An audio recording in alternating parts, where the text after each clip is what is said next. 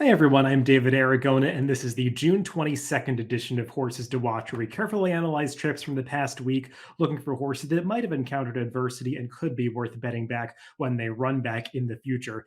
This week I've got two turf races from the past week of racing at Belmont Park. We're going to begin with a race from last Thursday's card, June 16th. It was the eighth race that day. This was an optional claimer, $80,000. Non-winners have won other than the allowance condition, going a mile and a 16th on the inner turf course for 3-year-old fillies. Let's break these runners from the starting gate, and I want to focus on the number 3, Bahamian Club. You're going to notice that she breaks with the field, maybe just a half step slowly. That's her in those green Peter Brandt silks towards the inside. The horse that breaks way at the back of the pack, the number 10, Spirit and Glory, is actually going to be the eventual winner of this race. I'll talk about her and some others in a little bit, but you can see as this race develops towards the front end, they're visibly not moving that quickly. All of the runners are under a pretty strong hold in this race. The field starts to bunch up as they move on to the backstretch, and the fractions that you'll see pop up are very slow. And this was a phenomenon that we saw really this entire week on the inner turf course at Belmont Park, with those rails set at 9 feet. The paces would be slow, in some cases glacially slow, as in this race, but the races would still fall apart and be won by horses making big moves down the center of the racetrack. And that's going to be the case here. This is really one of the most pronounced examples of that, as they are crawling on the front end. You would think in this situation that the horses that were close to the pace riding the rail would have the advantage. A horse like the number 1, Diamond Hands, or even the number 3, Bahamian Club, the horse that I want to highlight. But they're the ones that may be getting the wrong trips, just given the way this inner turf course is playing. You'll see this race will completely fall apart, and that number 10 that's towards the back of the pack will loop the entire field to run them down in the final stages of this race. But note the trip that the number 3, Bahamian Club, is getting as they move towards the top of the stretch here. She's inside, saving all that ground, like I mentioned, maybe not a positive. But furthermore, her rider, Manny Franco, is going to try to squeeze through inside here. And in addition to the fact that might not have been the place to be, she just never really finds a clear seam to run through. There's not really a whole lot of running room down inside of the number 1 there. You can see that the horse is a bit reluctant to go through that tight hole, and he just basically has to ease up on her through the late stages of this race. And she's going to finish up this race with a little bit of something left in reserve, not really able to unleash that kick that she would have had in the stretch if able to get into the clear. You saw the race kind of fell apart in the late stages. Horses running down towards the inside were fading as that number 10 ran by them on the outside.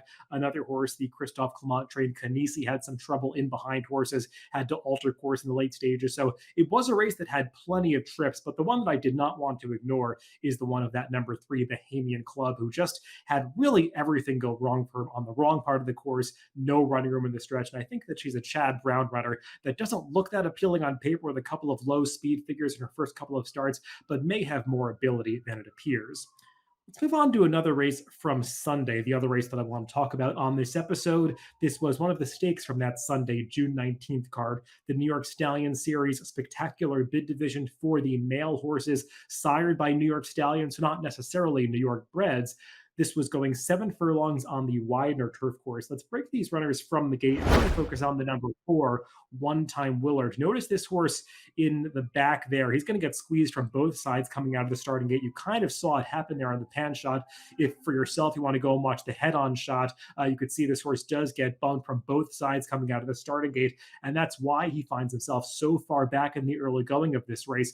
One Time Willard was making his turf debut here. All of his prior starts, 3 of them, had come on the dirt, and he's a horse that had shown early speed in those dirt races. So somewhat surprising that he's shown was towards the back of the pack in the early stages of this race. But like I said, it's because of that trouble that he had moving down the backstretch. You can see this horse is getting pretty keen and aggressive, moving up inside of runners, but the pace is pretty slow for the 7 furlong distance. So he's moving up into the slowest part of the race, but he kind of has to tap on the brakes there, steady to go towards the back of the pack after trying to move up inside, just encountering traffic. They go the opening quarter in 23 and 3, the half in 48 and 2/5 seconds. That is absolutely crawling, going the 7 furlong sprint distance, and there will be no catching the 2 horses that come into the stretch on the front end. They were the 2 favorites, the number 2 and the 8, but they really sprint through the lane off those slow opening fractions. Actually, the winner of this race, Dakota Gold, comes home in a sub 22 fraction if you look at Trackus for the final quarter mile.